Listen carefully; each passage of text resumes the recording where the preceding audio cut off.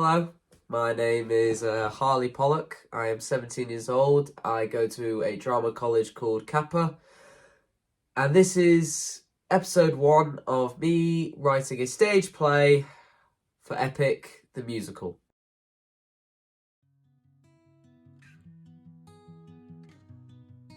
Yeah, so it was a bit of an ambitious topic. I listened to the full musical about a month ago, and I decided that I wanted to do this a couple of weeks ago as well.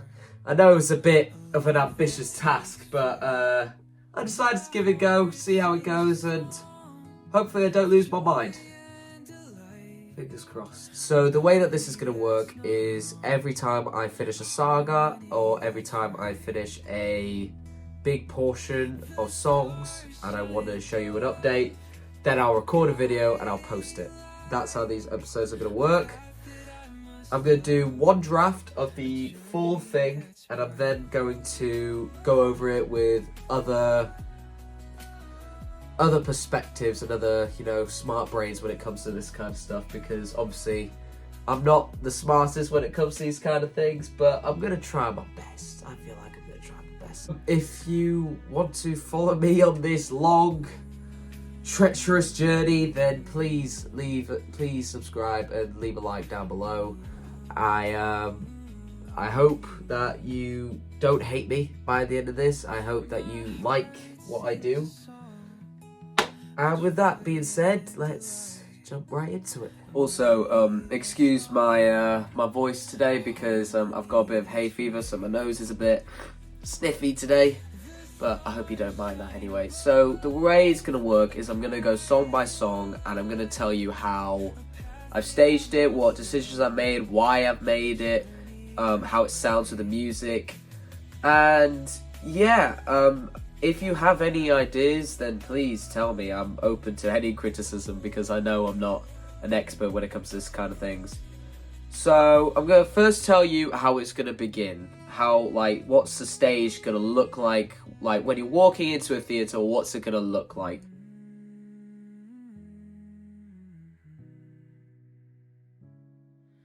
So the staging configuration is going to start with a blue out darkness with a lighter blue gobo shining center stage. Basically, that's what gobo is. It's a screen you put in front of a camera, and it makes a cool pattern on the floor.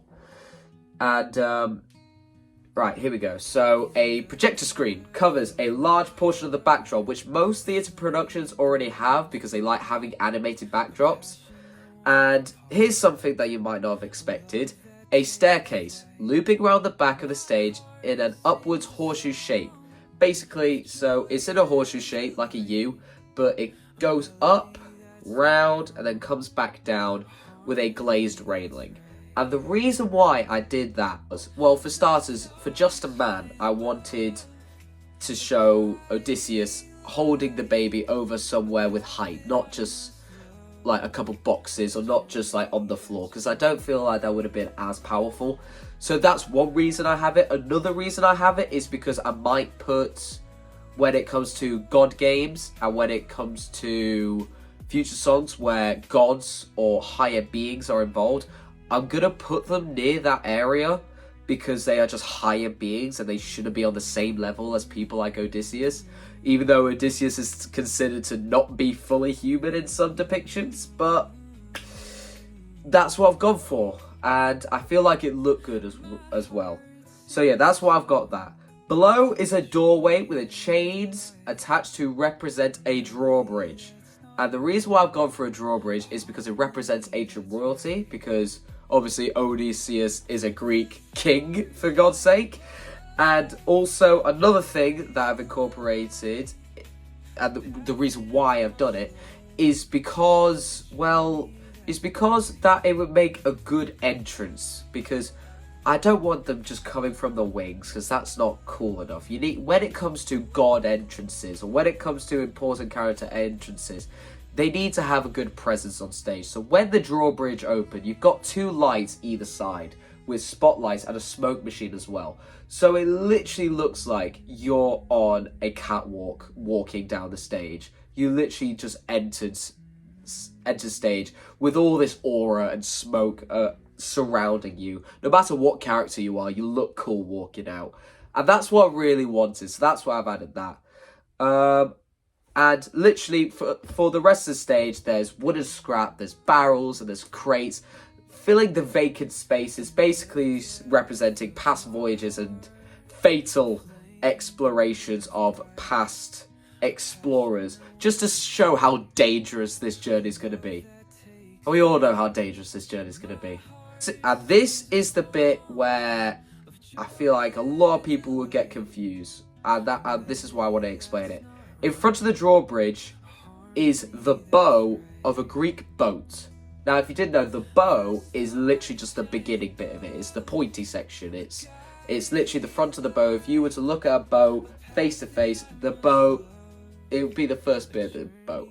And the reason why I wanted to do that is when Odysseus and when other people are singing and are expressing themselves and are talking to higher beings, or when higher beings are talking down to him, I wanted them to be not too elevated, but just slightly elevated. And I wanted to keep the factor that this journey, most of it is on water. A lot of it is. So to have the front of the boat, as soon as you, literally it's one of the first things you see, it tells the audience, right, this journey, it's going to be on boat. And specifically a Greek bow will show what era we're in ancient Greece, of course. So yeah, that's the first idea. That's the first image I had when writing this. And now for the first song.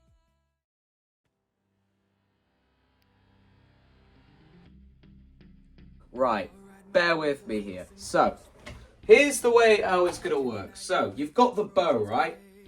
You've got the bow. Odysseus is going to begin going on top of that bow, and then the rest of his soldiers, soldiers aren't the same as crew members. Oh, by the way, mind the mirror and the rest of the stuff. This is just the best place I could do it. And also, it gives me a lot of space to move around. So, I would have the sound of marching soldiers coming out, and these 10 big, beefy soldiers with swords, helmets. Someone has a cape, maybe. Someone's wearing chainmail. Not chainmail, wrong era. Just ancient Greek armor coming out with big swords, and they look menacing. And then you've got Odysseus on top, basically as their commander. And when they come out, they create this V shape. 5 on one side, 5 on the other side. And when Odysseus is singing in the first bit, saying, "My brothers, listen closely," just that beginning of the Horse of the Infant, that's how I want to do it, because I just feel like it looks cool, and it'll show specifically that Odysseus is the king. And when Odysseus says each name, so when he goes Agamemnon, when he's talking about all the soldiers, each one will take a step forward, creating this line until like everyone creates a line, and they all do these these cool battle poses. Maybe someone does this, maybe someone gets on the floor examining, maybe someone does that, something like that. Do you know what I mean? Something like that. That beginning bit, and then they'd also do different poses for the 4 questions. What do you live for? What do you try for? What do you wish for? What do you fight for? Those 4 questions, they do 4 poses for that as well, because I think that'll look quite cool as well. When Odysseus walks forward, and Odysseus walks forward from the bow, and the line comes back to change the center of attention when he sings about Penelope and Telemachus. When he's singing about them, he's center stage, because it's an important moment, an important segment, obviously. And then when he shouts, "Attack!"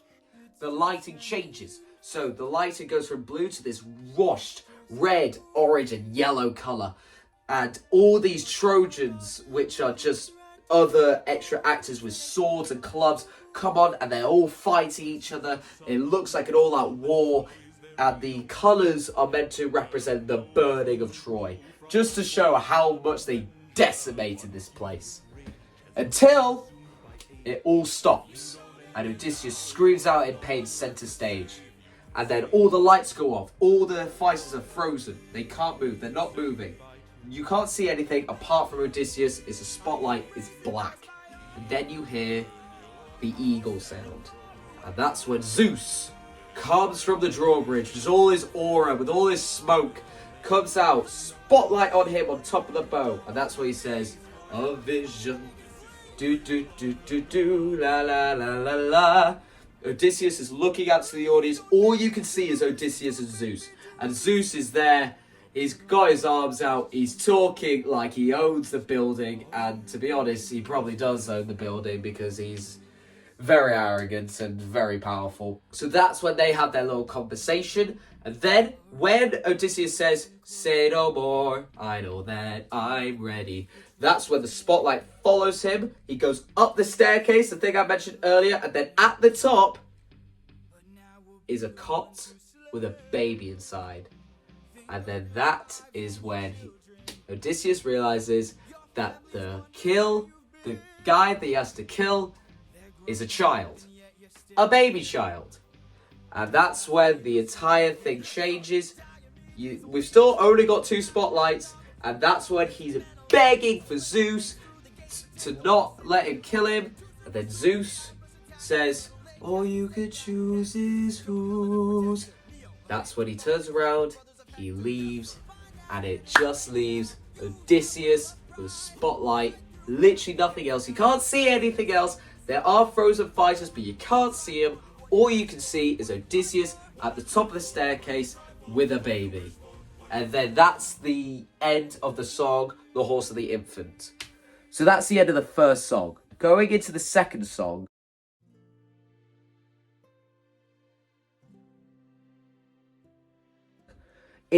Going into the second song, it fades into rain. And the rain is supposed to represent how Odysseus is feeling in this moment in time. Because the rain is supposed to signify the sadness and depression that he's feeling in his heart because he has to kill a newborn child. And it's even worse when he sings about how the newborn child reminds him of his son, who would have been 10 by now because he's been gone for 10 years at this point, which is just ridiculous. And the lighting stays the same until he says, "But when does a comet become a meteor?" When he says that, the lighting from before comes back. You got the blue out, you got the same thing. The white spotlight is still there though. And then that's when you can see the fighters, and they start to move, but they move in slow motion to show that Odysseus is in his own world, and time has basically frozen in his head, and everything is focused on this very moment. Because in the actual show, this is a big turning point in his character.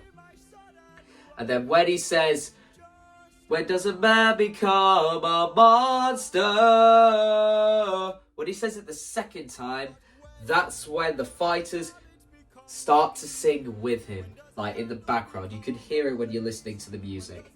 And then they stop, the Trojans are dead, they look up to where Odysseus is, and then when he says, "Forgive me," good vocals there, I know. He lifts the baby by the blanket, he holds it over the banister, everyone's watching him, all the soldiers are, the Trojans are dead. He goes, "I'm just a man." And then just before he drops it, blackout. Blackout, you can't see anything. That's the end of that song. That's the end of that scene. So, yeah, so that's how that song ends. And then, I struggle with this transition because they go from upon the tower in Troy to on a boat. That is really hard to transition when you're on stage and you don't have editorial skills or cameras. And there's always someone watching you the whole time. So the way I've worked it is this. All 10 soldiers leave on the right wing. And then, bear with me here, all 30 crew members come off on the same wing. And they sit down like this. But pretend they're on the floor. They sit down like this. and they start to row. Just like this. I know it looks cringe, and I know you'll think, Harley, what the hell? That sounds weird as hell. And give me a minute. You're expecting me to make an entire boat on stage with no money. I don't have any money. I don't have like these like accesses or links to these big corporations that will give me this kind of stuff, and they'd have nothing to give me because this musical doesn't exist on stage yet. So I can't build an entire boat. I only have to work with what I got. So here's what I've gone for.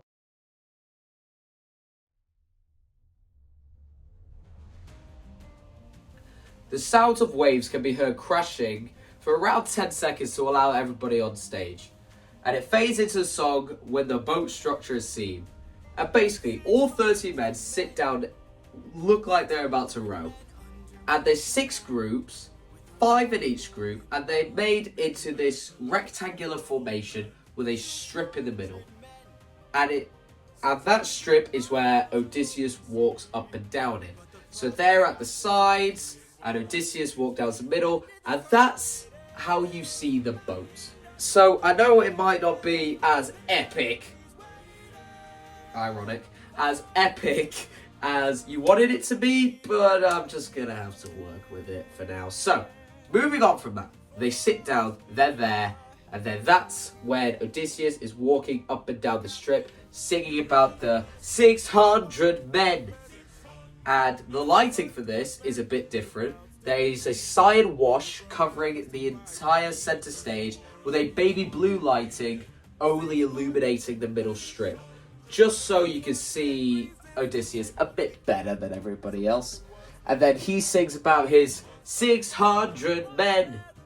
And then he talks about getting home and all that. And then the man himself, Eurylochus, comes on from the right wing. He screams, Captain Eurylochus. Everyone looks at him. He's this big, stern man. He's got his hands behind his back.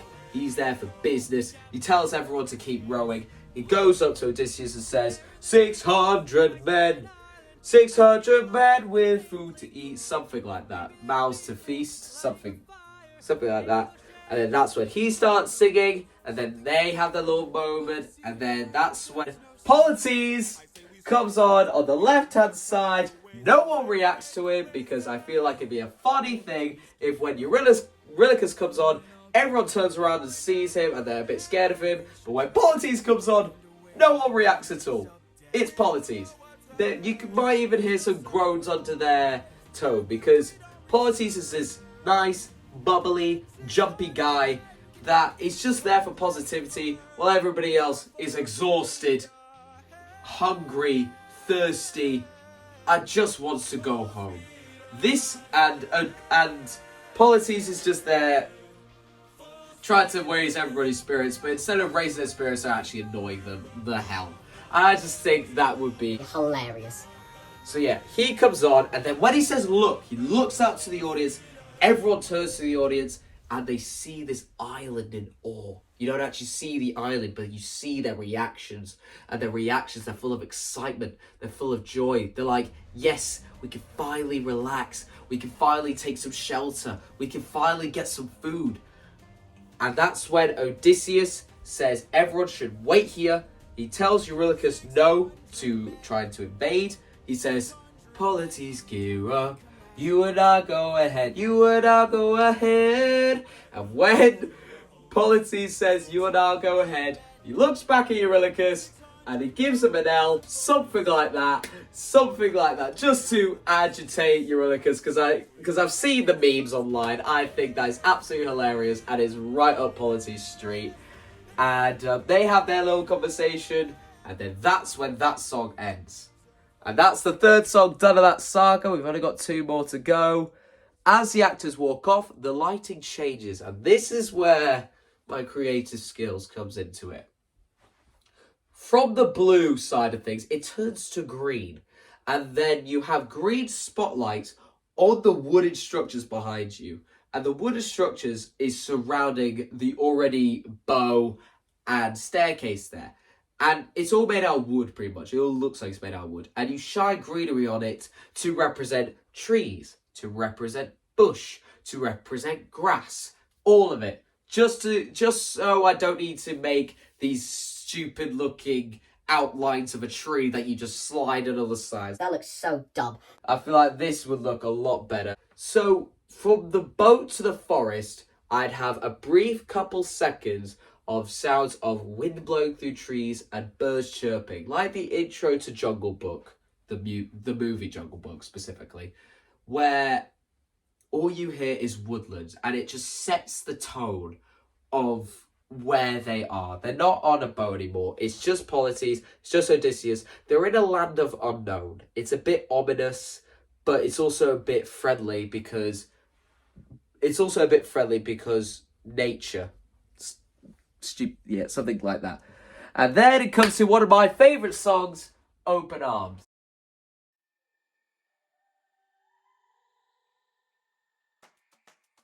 So, the sound effects fade into the beginning of the song where it's like a it's like a drum kind of thing. And as that is happening, Odysseus walks out from the same way with Polites. He's walking out, he's got his sword out, he's being slow, he's being composed, he's being cautious, just in case something comes out of him, and if he is, he'll be ready. Whereas Polites, he's coming out like he's going on a hike with his family. Like, he's the most casual guy you could ever see. Do you like my walk, by the way? I think it's quite good. Right, getting distracted. And then when Polites says, "You can relax, my friend," that's when he drags him into center stage and he says, "I can tell you're getting nervous, so do yourself a service." And there's center stage for that bit until he says, "We'll survive where we get into." And then that is when he leaves Odysseus to dance and frolic around the stage. And before you say anything, I know I'm making Polites seem a bit too innocent here. And the reason why I'm doing that is because he's supposed to be this bright joy among a world of depression. So I'm trying to make him as bubbly as possible. So for when the inevitable happens, if you know the musical, you know what happens. When that happens, it will be the most traumatizing thing you've ever seen in your life on a stage. At least that's what I want to get for the audience in general. You know what I mean? You know what I mean. Yeah, you know what I mean. So that's what I've tried to do. And he dances around and then he goes up to the front and says, "Greet the world with open arms, greet the world with open arms." And then you hear the Welcome from the land creatures. And that's when the projector comes into play, because the projector shows blinking eyes, dozens of them across the entire thing. Just constant blinking. They don't stop blinking, they just keep blinking. And then that's when Odysseus gets in front of Polites, draws out his sword, brings Polites behind it and says, "Stay back." And then that's when they have their little conversation and he says, "My friends will turn this place into blazes." And then when they say, There you go. a pot or a basket of these fruits come on stage from the right, a yellow spotlight is shone on them, and then that's when Polites goes, "See?" He picks it up, he brings it center stage, he gets one of the fruits, does a little dance number with it, maybe shakes it about, maybe juggles it, maybe he does some basketball moves with it, maybe plays a bit of football, something to get him excited, whilst Odysseus is examining these fruits with more detail. And then that's when he opens them and he sees the glowing seeds. He holds up the glowing seeds, a light is shone onto them to show that the seeds are glowing, and then that's when he says, "It's a lotus, it controls your mind, and it never sets you free." And then everyone's sad again, you can't eat this food. But then Polites comes out of nowhere, once again, to ask the blinking eyes straight up, looks out to the audience and says, "Lotus eaters." And then that's when they have their little conversation, talking about the cave. That's east, that way. He says, "Thank you." When they say welcome, the eyes close for the last time. The screen goes dark again. They've left to go to whatever place they live. And then that's when Polites takes a minute. He sits down at the end of the stage. He looks at all the greenery that we can't see, but we know he can see it because he's just got this amazing eye. And then this bit is very interesting. He asks Odysseus to come sit next to him just to have a breather before they go to this cave. Take a breath, relax. They've been on a 10-long journey. They relax. He tells Odysseus to greet the world with open arms. Odysseus repeats it. He says, greet the world with open arms. Polites puts his arm around him and says, you can relax, my friend. That's when the song ends. And I know that seems really nice and wholesome, which is why it's going to be so depressing during the next saga, which I am not excited to write. Now, this is where I actually added something to the song, or to the musicals in general, because I feel like the transition just needed to be a bit smoother. Obviously, with songs, you don't need to make the transitions from song to song that crazy, or that you don't need to worry about them that as much, but you do when you're seeing it. So basically, I've got Polites. He gets up and he's walking out, and Odysseus says, I'll catch up with you. You go ahead, I'll catch up with you. Polites gives him a thumbs up. He grabs the bag, and then he walks on out of here. And then this is where Odysseus, he's all by himself. He brings a rucksack with him, just in case he needed it.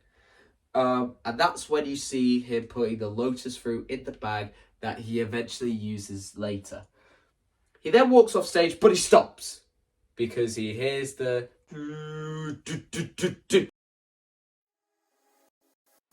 stuttering of you-know-who. During the little stuttering of that, the lights flicker in unison and the greenery turns to blue. It's the same lighting arrangement, but it's all blue, just to show you know who's coming. And then you see Athena come out of the drawbridge onto the bow of the ship with a spotlight on her saying, have you forgotten the lessons I've taught you? She's on the bow of the ship. She's talking to Odysseus. Odysseus sees her. Odysseus sees her, and he's shocked. She's like, Athena! Oh my god! And then that's when Athena walks down in front of the bow. They are now face to face. She's looking down at him because he is bowing to her to show a sign of respect because, you know, she's a Greek god after all. Or goddess, I should say. And then that's when she says, let me remind you. She then taps his forehead like this. Just something simple like that. He then leans back forwards. He collapses to the floor. He then gets up at Goddess of Wisdom. And then all the lighting arrangements, again, they are the same, but they've gone from blue to white to show that we are now in a memory inside of Odysseus' head. And we see these three younglings come out from the right wing with wooden swords. One is a young Odysseus, one is a young Eurylochus, and one is the young Polites. And they are just pretend fighting. Someone pretends to be an animal. They try to kill the animal. They're just playing games when they're younger. And here's the thing where I chose to do a little bit of symbolism because I think it worked very well. Imagine this. The actor that plays Telemachus plays younger Odysseus. And the reason why I've done that is Telemachus is meant to represent what Odysseus was before he left, before he got corrupted by the journey. He is, in my eyes, he's meant to represent the Odysseus that they speak about in the play, but we never see in the play because we only see a bloodthirsty Odysseus that just wants to get home, that's tired, that's hungry, that's hurt, that's thirsty. Do you know what I mean? You know what I mean. And I wanted to show that Telemachus represents the good side of Odysseus, which is why I thought for him to play younger Odysseus, it works in the same way. So that's when Athena is saying, maybe one day he'll follow me. And Odysseus is in the background. He's in the darkness. He's watching it like we are watching it. And Athena is also watching it from the sidelines like this. They can't see her, but they can't see her. They can't hear her, but she can see them. That's when Odysseus is younger Odysseus. I call him young Odie.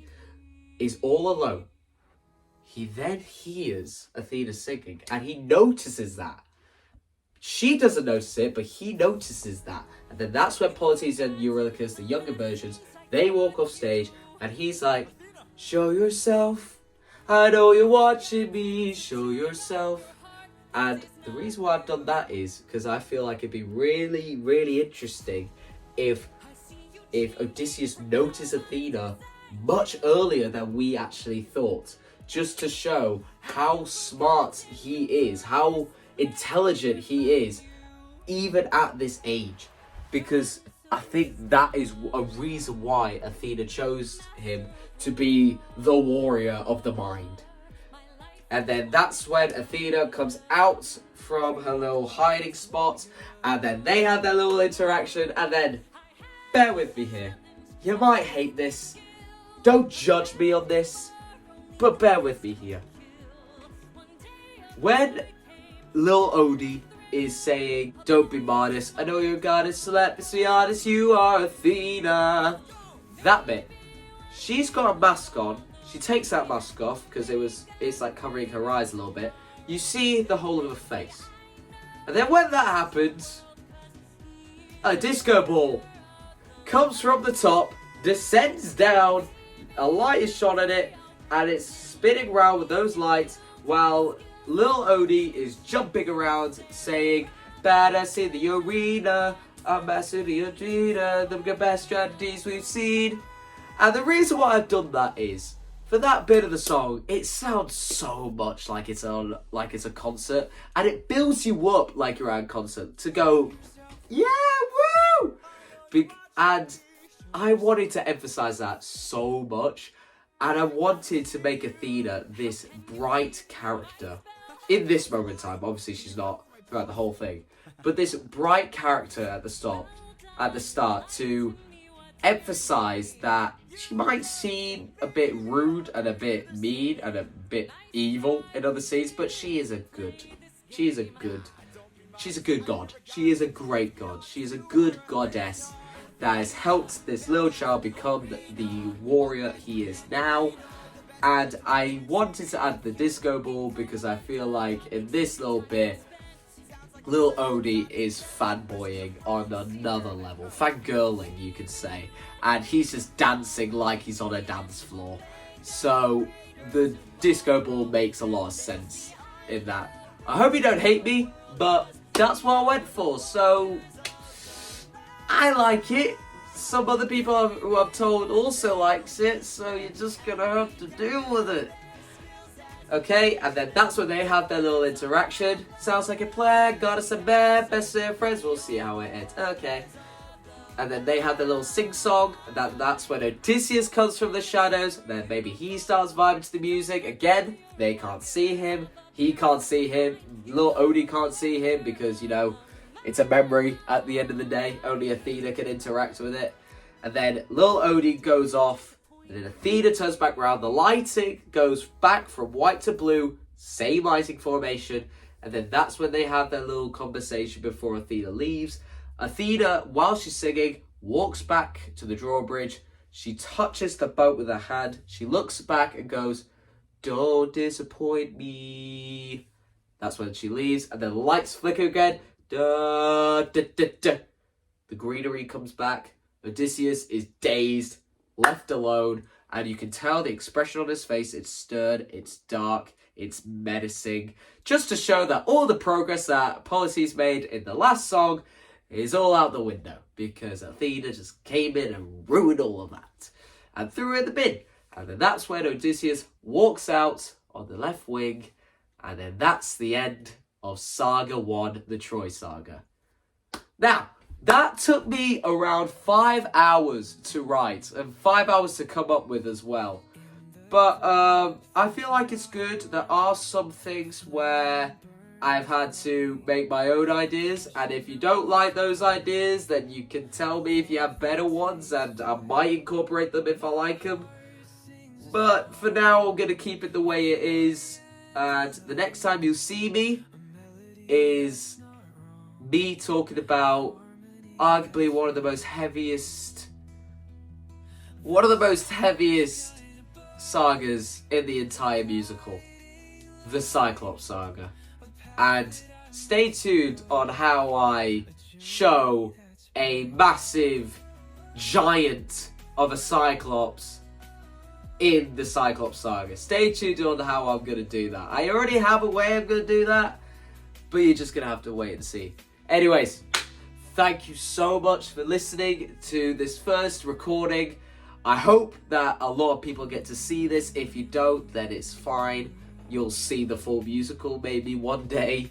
I'm putting all my effort into this. I'm putting all my eggs into one basket. I'm going to try my best to get this done by the end of the summer. Today's date is the 7th of April. I'm going to try and get it done by September. That's my aim. If I can't, then I can't. I mean, I've done 5 songs, 35 more to go. And the other songs are a lot more detailed, and it will take a lot more lighting, a lot more staging plans, and a lot more characters, but we have to start somewhere, and I feel like this is a good starting point for everything. So I hope you enjoyed this video. If you did, please leave a like and subscribe if you want to see more. Leave a comment down below if you have any suggestions, or if you just want to praise my work, because I'm just that kind of guy, I guess. And yeah, I'll see you next time. Toodles!